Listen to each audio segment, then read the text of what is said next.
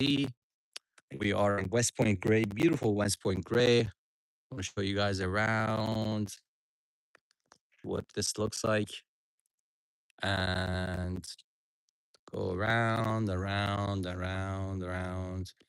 and you will get to see this. Back to me again. Okay. Um, we are at this beautiful house, which we got for our client. Okay, we're just going through the process of, um, the permit application after purchase, which was a great deal back when we got it. Almost $400,000 discount. A lot of negotiations, a lot of back and forth. There's a team of 15 people I was dealing with, lawyers, people that were on the other side. The church was involved, a whole bunch of the community was involved on the other side, and it was just me, my team, and also our client. Um, our client wasn't so confident about this property because he thought it was a bit older, which was okay. But this house in West Point Gray, back when we got it, and another big advantage it has a view of North Van. If you focus, you could actually see Horseshoe Bay. We have Horseshoe Bay, West Van. We have the North Shore, downtown, and on top of Kitsilano area. Nice. Why is this the case? Because I'll just flip the camera quickly. Makes it easier for me. This is the house. Because you're on a flat street. You see, this street is very flat. As we go to the left, very flat street. Okay. Right across over there, they're building 8 townhouses. So this is approved. This street is approved. Yeah. Anybody wants to get assembly into townhouses, should be okay. We have 10th Avenue across from there, over there on that side. And this is 11th Avenue. Okay. And you can see very quiet street, barely anyone here. Okay. It's 11:40, I guess, and not many people here. The houses to the left, you can see all new houses. 1, 2, 3, 4. The one next to it is fairly new. These ones back in the 90s. And my point is that this is a great value at this time. And we are in May. So if you are looking for something in this area, we could get you something for about really tough, but we could get around 2 million. Okay. Now, going over this property with you, after we purchased this, we had to obviously go through the permit application. We had to go get an architect drawings. And what we did was once we got the drawings done, um, then we got different, our guys came through with the demolition, and before demolition they have to have an asbestos removal. They had to do testing, which we knew it has asbestos, so we got rid of that. But before all that, I want to make sure we get to see our wonderful team, man. Well, Mohammed is a wonderful guy, big heart, very reliable. Honestly, you could just close your eyes and just leave things to him, and he'll get them done properly. And same thing with me to him. I hope is that the case. Absolutely. Just joking. You could say it after. What do you think about me? No, write in the comments. Oh, great guy. Yeah. So coach. It's very. Thank you. You're my coach too. It's very important to have good team. I know Jeff Vessels and Elon, buddy of mine. Yeah. Elon Musk. Neighbors. They always talk about having a good team. Yeah. Having a good team helps you grow. Okay. And you don't have a good team, you keep chasing them and they slow you down, be honest. Okay. But a good team like Mo and the other rest of the guys um helps you and everybody else grow and accelerate through the hardships. Okay. Every project, every house, everything we do, commercial, residential, let it be whatever it wants to be, it's a project. It's treated as a professional project, because if you don't treat it as a professional project, people can rely on you, right? So you need to be reliable, and you need to be accountable for what people expect from you, right? Otherwise, you can't do business. Okay. So going over this house with Mo, just switch the camera. I'm gonna explain. Yeah. As Mo does the favor and come along. So what we did for this house, um, very difficult. First of all, to deal with the sellers. Nice people, but they expected what they want to expect.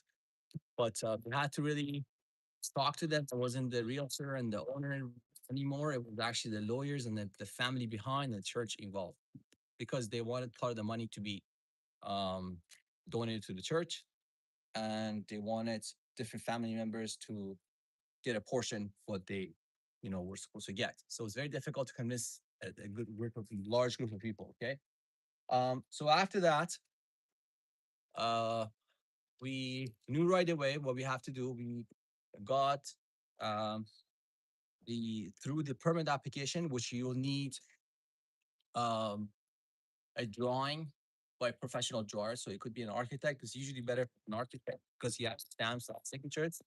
He's treated as a professional signatory. So, and then we need a structural engineer.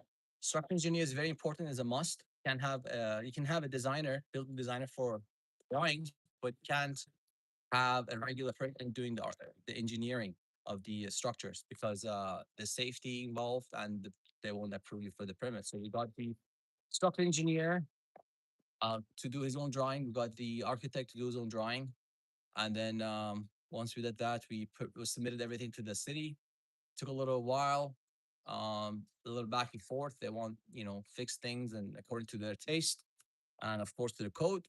And then once we got the permit, um, um, we went and got the demolition through. And before the actually demolition, we had to do asbestos check, because it's an older house. Even if it was a newer house, so this is less than 1990s, then we do asbestos check, because some of the ones that mid 80s they still had asbestos. Which if you want to do any renovation demolition work, you need to make sure everybody's safe. Okay, so that's what we did. And then after the asbestos removal, we gutted the whole house out. As we can come along, few problems all the time, right? The drainage has all holes everywhere.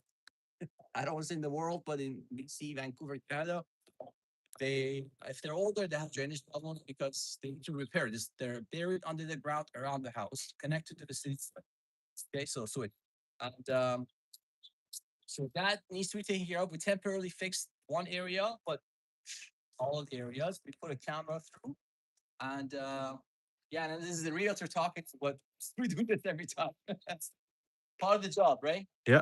Want to make sure the owners and the clients get the best, and there are we're accountable. We say what we do. We make sure we get.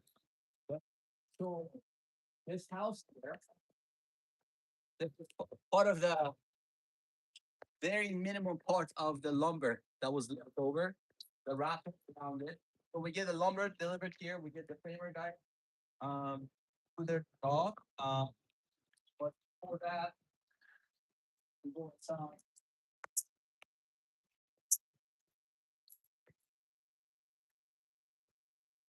What's been inside? But you could continue. Okay, continue.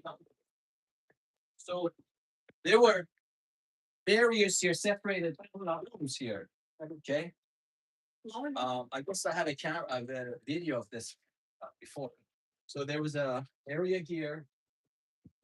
There's an area here. There was a chimney here. On all the way to the top, you could see what's left over. Like the whole, even outside, right? Obviously outside. This chimney got removed. This all this area was opened up, and now These are the bearing walls and the structural walls.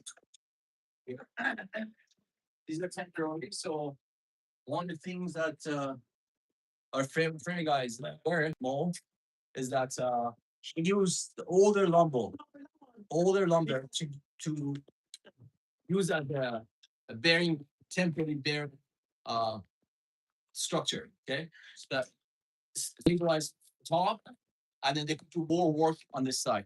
See this beam here, very special beam. Okay, LVL beam is very strong. It has to be this type of beam, right? Is that right, boss? Yeah. You want to show the boss, Mandeep? One of the probably the fastest framing guys you could meet in the world. That's true. This is Mo, this was like 3 days, 4 days, right? Thursday, last week, Friday. Finished basement. So yeah, 1 day. Wow. See how he's very honest. 2 days, just 2 days for the whole basement. And they're doing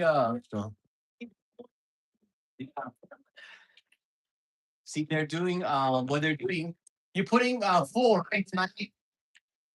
Yeah. See, these are 2x10s. Right? These are 2x10s. And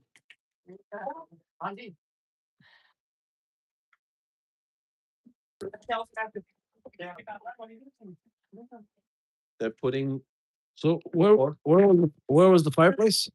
fireplace right here. Right here. Yeah. Oh, nice.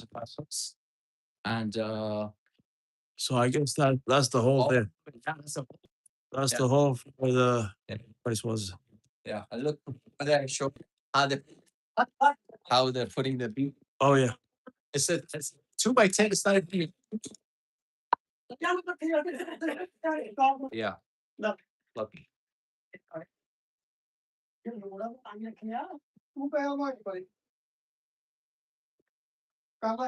Putting supporting wall, supporting structure.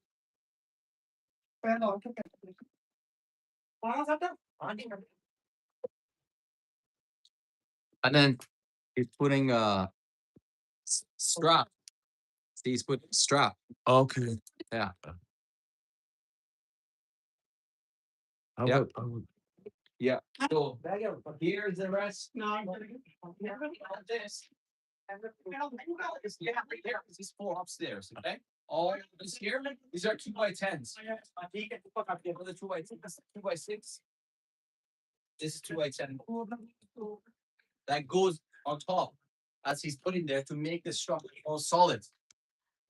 Because why? Because there's rooms upstairs and separating the rooms underneath it. We need to have sort of supporting structure, which they put 4 2x10s there. Okay. And this area was opened up. All this was opened up. Okay. And before we go upstairs, I want to show you. Actually, let's go upstairs. Show you the view. The stairs would be like I guess next type like this. Oh See, yeah. step early. Existing was the stairs before. So come up.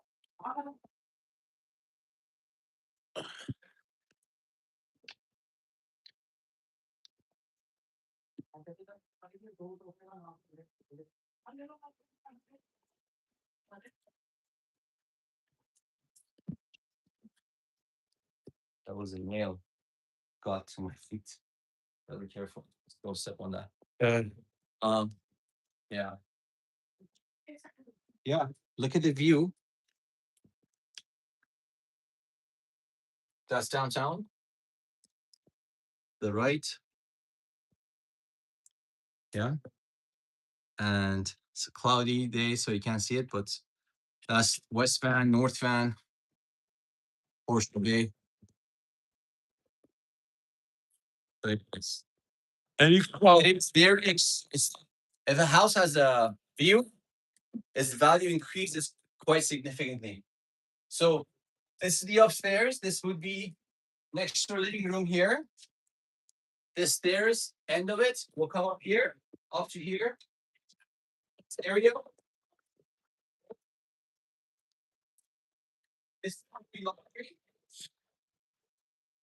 This area will be laundry. Will be moved off. This will open up.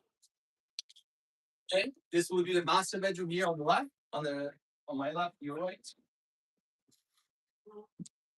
Master washroom. And then we'll have two bedrooms here.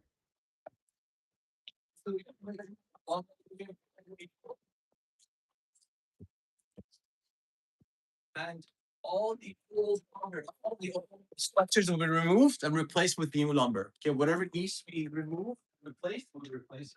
Okay. And that was the back.